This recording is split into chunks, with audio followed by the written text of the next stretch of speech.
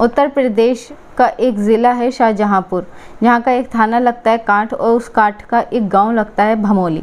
यहाँ पर एक महिला रहती थी जिसका नाम था सावित्री और उनका एक लड़का था आनंद। आनंद अपनी पत्नी और 3 बच्चों के साथ राजस्थान के प्रदेश जयपुर ज़िले में रहा करता था। जयपुर से वो छुट्टियाँ लेकर अपने बीवी बच्चों के साथ अपने गांव आया था।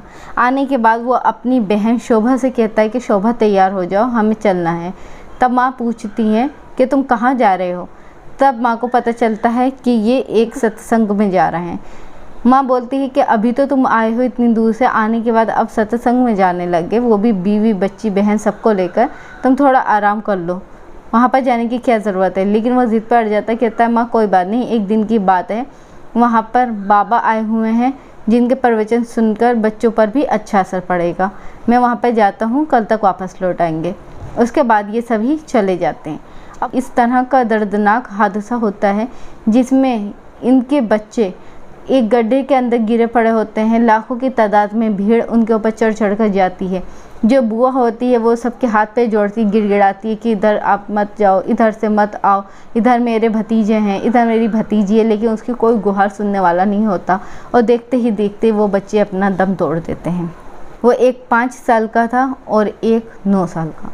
किसकी थी ये सत्संग और कैसे हुआ था ये हादसा, जानते हैं पूरी कहानी आज की इस वीडियो में।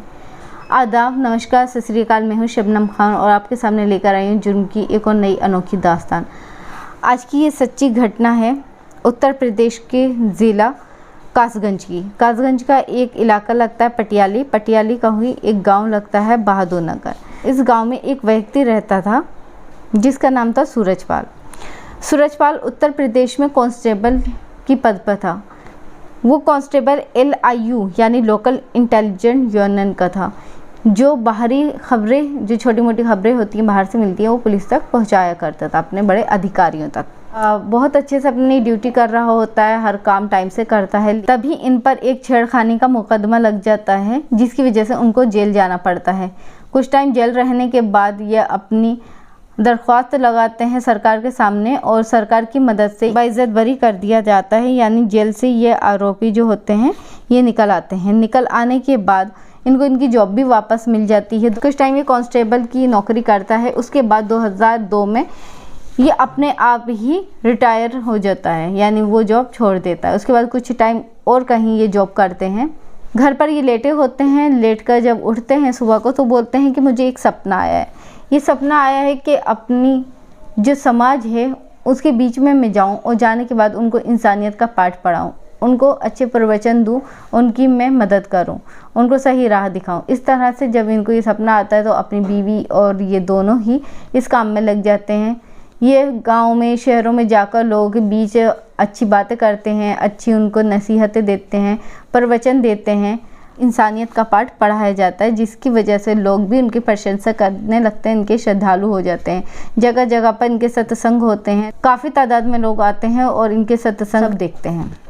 15 दिन पहले से इनकी एक तैयारी होती है बहुत बड़े सत्संग की, जो 2 जुलाई को होने वाला था। उत्तर प्रदेश के ज़िला हाथरस है जिसकी तहसील है सिकंदरा राव। वहीं का एक इलाका है मुगलागढ़ी। मुगलागढ़ी का एक गाँव लगता है फुलड़ी। फुलड़ी में ये इनका सत्संग होने वाला था और ये 200 बीघे का एक पंडाल लगा था जिसमें इन्होंने सरकार यानी प्रशासन से भी इजाज़त ली थी। उन्होंने कहा था लगभग हमारे 80,000 श्रद्धालु पहुंच जाएंगे। लेकिन उनको ये नहीं पता था कि यहाँ पर 80,000 नहीं, लाखों की तादाद में श्रद्धालु पहुँचने वाले हैं। 8 बजे से जो लोग आना स्टार्ट होते हैं उनकी तादाद बढ़ती जाती है, इतनी बढ़ती है कि आसपास के जो खेत होते हैं, जो रोड होते हैं, वो सब घिर जाते हैं। इस तरह कुछ अपने माँ बाप को लेकर आते हैं, कुछ अपने बहन भाइयों को लेकर आते हैं, छोटे छोटे बच्चों को भी लेकर आते हैं कि बाबा का पाठ सुनेंगे तो इनको भी अच्छा ज्ञान मिलेगा। इसी तरह से सब मौजूद हो जाते हैं। मौजूद होने के बाद क्योंकि इनके बहुत पुराने भी भक्त थे, कुछ नए भी भक्त थे, उन लोगों की एक श्रद्धा ये भी थी कि अगर भोले बाबा का पैरों की धूल उनको मिल जाए, जिसका वो तावीज़ बनाकर गले में डाल लें या फिर घर में अपने लगा दें, छिड़क दें, या फिर अपने बच्चों को तिलक लगा दें, तो उनसे उनकी उन्नति होगी, उनका भविष्य अच्छा होगा। वहाँ जो हैंडपम्प लगे हुए हैं बाबा का, जहाँ पर ये सत्संग हो रहा है, उसका पानी लिया जाए तो काफ़ी सारी बीमारियों से बचा जा सकता है। इसी श्रद्धा भी उन लोगों के पास थी जिसके लिए काफ़ी लोग वहाँ पर पहुँचे हुए थे। अब हैं बाबा, जिनका नाम है, बाबा का पूरा नारायण सरकार हरि भोले बाबा जिनको कहा जाता है। 15 गाड़ियों के काफिले के साथ ये पहुंचते हैं। पहुंचने के बाद अपने पत्नी के साथ ये बैठ जाते हैं सत्संग में, और फिर ये नारा लगाते हैं, संपूर्ण ब्रह्मांड में सदा सदा के लिए जय जयकार हो। जिसके बाद इनके प्रवचन शुरू हो जाते हैं, जो लगभग 12 से 1:30 बजे तक चलते हैं, जिसको सभी लोग बहुत ही श्रद्धा से सुनते हैं। इसके बाद यही दोबारा नारा लगाते हैं, ये संपूर्ण ब्रह्मांड में सदा सदा के लिए जय जयकार हो, और इसी पर इनका जो सत्संग होता है वो समाप्त होता है। समाप्त होने के बाद जैसे ही ये आगे चलते हैं, तभी लोगों में ये खबर फैलती है कि अगर इनके कदमों की धूल या इनके जो टायर हैं गाड़ी के, उसकी भी धूल मिल जाए तो उनका भविष्य ही सुधर जाएगा। गाड़ी जो थी स्टेज के पास ही थी, जो पंडाल लगा था उसके ज़्यादा दूर नहीं थी, इसलिए बाबा जाकर जल्दी से गाड़ी में बैठ जाते हैं। जैसे ही बैठ कर बाबा आगे बढ़ते हैं, जो पब्लिक होती है, जो श्रद्धालु होते हैं, वो उनके पीछे दौड़ते हैं उनके कदमों की धूल लेने के लिए। और जैसे ही वो धूल लेने के लिए दौड़ते हैं, उनको ये नहीं लगता कि हम दौड़ेंगे, हमारे पीछे और भी लोग हैं वो भी दौड़ेंगे तो इसका अंजाम कुछ भयानक हो सकता है। ये सब उनकी बातें ध्यान से निकल जाती हैं। उनको सिर्फ एक ही बात ध्यान में थी कि बाबा के कदमों की धूल लेनी है। अगर कदमों की धूल नहीं है तो उनके टायर की धूल ही लेनी है। इतनी श्रद्धा में वो लीन थे और वो दौड़ लगाते हैं। ये दौड़ लगाई ऐसी जाती है कि एक के ऊपर एक गिरते जाते हैं। वहाँ पर गड्ढे होते हैं, उसके अंदर छोटे बच्चे गिर जाते हैं।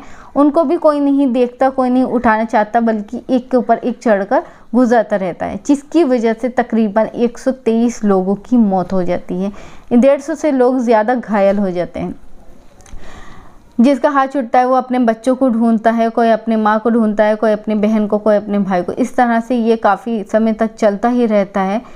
और ये जब तेज़ी से मरने की तादादें बढ़ती रहती हैं, ये हादसा रुकने का नाम नहीं लेता। सोशल मीडिया पे भी ये वायरल हो जाता है, ख़बरों में भी ये बातें आने लगती हैं, टेलीविज़न पे। जो मंत्री हैं, पुलिस हैं, उन बड़े बड़े अधिकारियों के पास ये सब रिपोर्ट पहुंच जाती है कि इस संग में ऐसा बड़ा हादसा हो चुका है। ये खबर बाबा के पास भी पहुंची होगी, क्योंकि वहीं लगभग 80 किलोमीटर बाबा का जो मैनपुरी है, वहाँ पर एक बिछुआ गांव है, जहाँ पर 21 बीघे में उनका आश्रम बना हुआ था। यहाँ से बाबा चलकर सीधा आश्रम में ही गए थे, लेकिन बाबा वापस लौटकर नहीं आते हैं, ये आश्रम में ही अपने चले जाते हैं। लोगों को वहाँ से हटाया गया, काफ़ी घंटों की मुशक्क़त के बाद निकाला, तो उसमें तकरीबन 123 लोगों की मृत्यु हो चुकी थी, 150 से लोग ज़्यादा घायल हो चुके थे। उनको आसपास के ज़िलों में रेफ़र किया गया, किसी को अलीगढ़ में, किसी को एटा में, किसी को हाथरस में, जिसको जहाँ पर मौका मिल रहा था वहाँ पर भर्ती कराया जा रहा था। परिवार वाले ढूंढ रहे थे, किसी को लाशें मिल रही थी तो किसी को कोई ज़ख्मी हालत में मिल रहा था, और किसी को अपना बच्चा या भाई बहन माँ सही मिल जा रहे थे, तो वो शुक्र अदा कर रहा था कि हाँ ये सही है। तेज़ी से ये बढ़ता ही जा रहा था, हादसा रुकने का नाम नहीं ले रहा था। घंटों की मुशक्क़त के बाद जब भीड़ कंट्रोल में आई, वहाँ पर कुछ श्रद्धालु ऐसा भी कह रहे थे कि हमारा बच्चा मर गया तो मर गया, परमात्मा है हमारे बाबा भोले, वो परमात्मा आकर हमारे बच्चे को ज़िंदा कर देंगे। लेकिन परमात्मा यहाँ पर नहीं आए, वो अपने आश्रम से ही कहाँ गए कुछ नहीं पता। डीसीपी सुनील कुमार चौहान रात 11 बजे बाबा के आश्रम में पहुंचते हैं। बाकी की पुलिस फोर्स उनकी बाहर ही होती है, लेकिन डीसीपी साहब जब कुछ देर के बाद वापस आते हैं तो अकेले ही आते हैं। और जब मीडिया उनसे पूछती है कि बाबा कहाँ हैं, तो वो बोलते हैं कि अंदर बाबा नहीं हैं, जबकि आसपास के जो उनके सेवक थे उनका यही कहना था कि बाबा अंदर हैं। सुबह 6 बजे डीसीपी साहब दोबारा से जाकर चेक करते हैं, लेकिन बाबा नहीं दिखते। उसके बाद 6 गाड़ियों का एक काफिला बाबा के आश्रम से निकलता है, जिसमें एक काले रंग की शीशे की गाड़ी थी, जिसके शीशे चढ़े हुए थे, बीजेपी का झंडा लगा हुआ था। और कुछ लोगों का मानना यह है कि इसमें बाबा सवार थे। अब उसमें बाबा थे या नहीं थे, कहाँ गए बाबा, इसका कुछ किसी को नहीं पता चला। प्रधानमंत्री जी ने घोषणा की कि जो घायल व्यक्ति हैं, जो व्यक्ति मर चुके हैं, उनकी आर्थिक रूप से मदद की जाएगी। इससे क्या वो जो लोग मर चुके हैं उनकी ज़िंदगी वापस लौट सकती है? क्या वो वापस ज़िंदा हो सकते हैं? बिल्कुल भी नहीं। किसी ने अपना बच्चा खोया तो किसी ने अपना भाई, किसी ने अपनी बहन, तो किसी ने अपने माँ बाप। यहाँ पे एक श्रद्धा के साथ आए थे, जो लोग अपना ज्ञान को बढ़ाने के लिए आए थे, जो अच्छी बातें प्रवचन सुनने के लिए आए थे, उनका ये हाल होगा ये उन्होंने सपने में भी नहीं सोचा होगा। जांच की जा रही है कि इसमें आखिर किसकी गलती रही है। क्या इंतज़ाम पूरे नहीं किए गए थे? 80,000 का जब अरेंजमेंट किया गया था तो लाखों की तादाद में लोग कैसे पहुँचे? उनका इंतज़ाम क्यों नहीं था? एफआईआर दर्ज की गई है जिसमें एक मुख्य सेवक और 21 लोग हैं जिनके खिलाफ एफआईआर की गई है, लेकिन इसमें कहीं भी नारायण भोले बाबा का नाम नहीं है। इस श्रद्धा में आए हुए श्रद्धालु को ये फल मिलेगा, उन्होंने ये सोचा नहीं था, इसकी कल्पना भी नहीं की थी।